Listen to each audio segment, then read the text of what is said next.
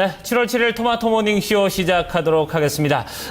지난 금요일은 미국 독립기념일 관계로 뉴욕 증시가 열리지 않았습니다. 그래서 이번 시간에는 뉴욕 증시 마감 상황 대신에 한 주간의 증시 일정에 대해서 자세히 살펴보는 시간을 먼저 갖도록 하겠습니다. 자, 박상종 앵커가 자세한 내용 전해드립니다. 박상종 앵커. 네, 이번 주에 글로벌 주간 일정들 정리해보겠습니다. 아무래도 2분기 어닝 시즌의 포문이 열립니다. 여기에 포커스 맞춰주는 가운데 그 밖에 눈여겨봐야 할 주간 일정들 어떤 것 있는지 국가별로 짚어보겠습니다. 먼저 첫 번째로 미국으로 가보시죠.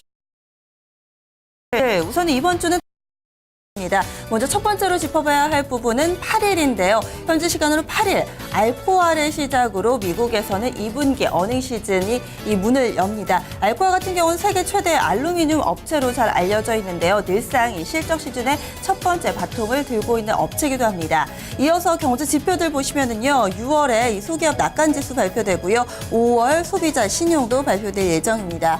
이어서 9일 수요일 날 공개가 되는 이 6월 FOMC 의사록이 가장 큰 포인트다라고 볼 수 있을 텐데요. 앞서서 지난 6월 FOMC에서는 기존의 이 통화 정책 기조를 그대로 유지해 왔습니다. 큰 변화가 없는 가운데 이번에 공개될 의사록의 체크 포인트는 바로 이 점도표를 통해서 힌트를 줬다라는 점에 있을 텐데요. 이 기준금리에 대한 전망을 이 점을 통해서 나타내고 있는 점도표, 이에 따르면요, 이 내년 말 기준금리 전망치를 기존의 1%에서 약간 높은 1.25%로 그 중간값이 올라간 바 있습니다. 지난 3월에는 1%대였고요. 그리고 2016년 말에는요, 이 종전의 2.25% 전망치에서 2.5%로 상향 조정됐습니다. 이 얘기는 연준 내의 매파 위원들의 발언이 좀 더 힘을 얻고 있다라는 것일 텐데요. 이 공개되는 의사록을 통해서 매파 위원들이 어떤 이야기를 했는지, 이에 따라서 조기 금리 인상과 관련된 얘기가 우려가 시장에서 좀 나올 수도 있다는 점 꼽히고 있습니다. 이어서요, 이 밖에도 10일 날 목요일입니다. 주간 신규 실업수당 청구 건수 발표되고, 이 밖에도 5월에 도매 재고와 함께 6월 재정 수지도 발표될 예정입니다. 이어서 유럽으로 넘어가 보시죠. 유럽 증시도 이날 이 한 주 동안은 다소 좀 한산할 것으로 전망이 됩니다. 먼저 현지 시간으로 7일 월요일입니다. 이 7월의 선택스 심리지수가 발표가 되고요. 그리고 10일이 다소 중요한 날이 될 것으로 보입니다. 이 BOE에서 통화정책 회의를 합니다. 이 유럽 국가들, 현재 유로존 같은 경우는요, 금리 인하 혹은 이 추가 경기 부양 정책과 관련된 얘기가 꾸준히 나오고 있는 가운데 유럽 내에서 영국만이 경제가 꾸준히 좀 성장하고 있는 것으로 나타나죠. 따라서 금리 인상에 대한 이야기들이 꾸준히 나타나고 있습니다. 그래서 이번에는요, 단기 금리 상승, 파운드화 강세를 저지시켜주는 이 조기 금리 인상 우려를 차단하는 데 주력할 것으로 보이는데요. 따라서 시장에서는 정책 금리를 0.5%, 자산 매입 규모 3,650억 파운드를 유지할 것으로 전망하고 있습니다. 여기에서 영란은행이 어떤 포지션을 취할지 시장에 관심 모아지고 있고, 이 밖에도 같은 날 22일 6월 통화정책 회의록이 공개가 됩니다. 이와 함께 이번 주 마지막 거래일입니다. 10일 금요일 같은 경우는 국제신용평가사 쪽에서 유럽 국가들의 신용등급 전망을 내놓을 예정인데요. 3대 국제신용평가사입니다. 무디스, S&P, 피치 쪽에서는 그동안의 유럽의 골칫덩어리로 좀 고려가 됐었던 픽스 국가들에 대한 신용등급 상향 조정이 전망되고 있는 상황입니다. 이어서 아시아 국가로 넘어가겠습니다. 이번 주는 미국이나 유럽보다는 아시아에 좀 더 포커스가 맞춰질 것으로 보입니다. 먼저 국내 증시 일정들부터 체크를 해보실까요? 먼저 우리나라입니다. 내일입니다. 8일 삼성전자의 2분기 실적 가이던스가 발표될 예정입니다. 우선은 영업이익이 빠른 속도로 하향 조정되고 있습니다.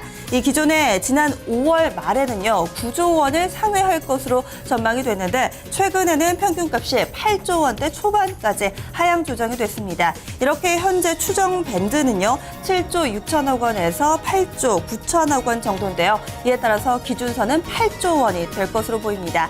이번 2분기 삼성전자의 영업이익 8조 원을 넘느냐 마느냐에 시장의 포커스가 맞춰지고 있고요. 이렇게 다소 영업이익 전망치가 하향 조정되고 있는 원인은요, 스마트폰 출하량 감소로 인해서 정보통신 부분, 그러니까 IM 부문 쪽의 부진이 전망되고 있기 때문입니다.